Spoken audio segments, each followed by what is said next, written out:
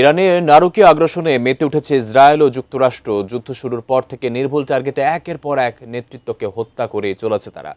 Ayatollah Ali Khamenei থেকে Larijani, প্রত্যেক নেতার মৃত্যুতে যেন এখন প্রতিশোধের আগুন জ্বলছে তেহরান। ইরানের মুহুর্মুহু পাল্টা ক্ষেপণাস্ত্রের আঘাতে ইসরায়েলে দুইজনের মৃত্যুসহ ব্যাপক ক্ষয়ক্ষতি হয়েছে। বিস্তারিত আরিফ হাসানের প্রতিবেদন। খামেনি থেকে লারিজানি, কেউই রেহাই পাচ্ছে না দখলদার ইসরায়েলের হাত থেকে। নির্ভুল টার্গেটে একের পর এক শীর্ষ নেতাকে হত্যা করছে ইসরায়েলি বাহিনী। সর্বশেষ জাতীয় নিরাপত্তা কাউন্সিলের প্রধান আলী লারিজানিকে হত্যার মাধ্যমে আবারও নেতৃত্ব শূন্য হয়ে পড়ল ইরানের। গত 28 ফেব্রুয়ারি যুক্তরাষ্ট্র ইসরায়েলের যৌথ হামলায় আয়াতুল্লাহ আলী খামেনি নিহত হলে ডিফ্যাক্টো সুপ্রিম লিডারে পরিণত হন লারিজানি।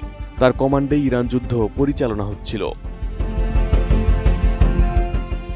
এদিকে লারিজানিকে হারিয়ে প্রতিশোধের আগুনে জ্বলছে ইরান। কঠোর জবাবের অঙ্গীকার করেছে আইআরজিসি। এর প্রেক্ষিতে 17 ও 18 মার্চ কয়েক দফা হামলা চালিয়েছে তেহরান। ইসরায়েলের বাণিজ্য নগরী তেল আবিবে ক্ষেপণাস্ত্র হামলায় অন্তত 2 জন নিহত হয়েছে। নিহতদের 70 বছরের এক দম্পতি বলে শনাক্ত করেছে হিব্রু গণমাধ্যম। জানা গেছে তারা বোম শেল্টারে যাওয়ার সময় আহত হয়েছিলেন। নতুন বাংলাদেশ গড়তে এলো জুলফিকার স্টিল।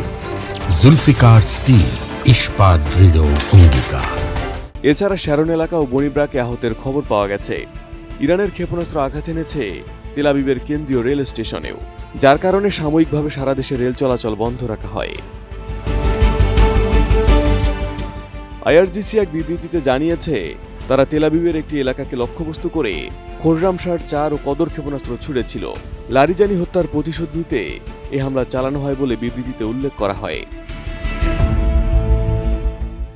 এদিকে ইসরায়েলের বেশ কয়েকটি বিদ্যুৎ কেন্দ্রেও হামলার দাবি করেছে আইআরজিসি।